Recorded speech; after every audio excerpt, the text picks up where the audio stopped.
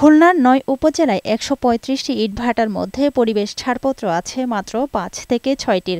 অবৈধ ভাটায় ইট পোড়ানোর কালো ধোঁয়ায় বিপন্ন হচ্ছে পরিবেশ, নষ্ট হচ্ছে ফসলের ক্ষেত, হুমকিতে বাড়ছে জনস্বাস্থ্য। ভাটার বিষাক্ত ধোঁয়ায় বাড়িতে বসবাস করা যাচ্ছে না বলে জানিয়েছেন স্থানীয়রা। পরিবেশ বিনষ্টকারী এসব ইটভাটা বন্ধের দাবি জানিয়েছেন তারা। কালো ধোঁয়া, ধুলাবালি আশপাশের কৃষি জমির ব্যাপক ক্ষতি করে। ছেলে মেয়ের শ্বাস প্রশ্বাসের কষ্ট হচ্ছে। ভাটা আমাদের এখানে না থাকলে আমরা খুবই উপকৃত।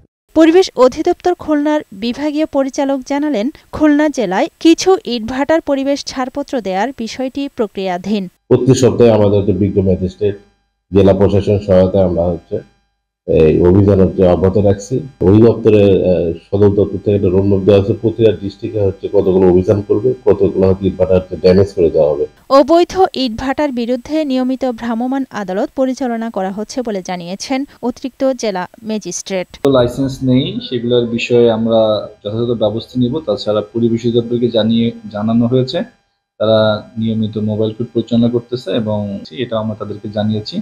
আশা করছি খুব দ্রুত ব্যবস্থা নেওয়া হবে। অবৈধ ইটভাটা বন্ধে দ্রুত পদক্ষেপ নিতে প্রশাসনের প্রতি আহ্বান জানিয়েছে ভুক্তভোগীরা। আফরোজা সুলতানা, বৈশাখী সংবাদ।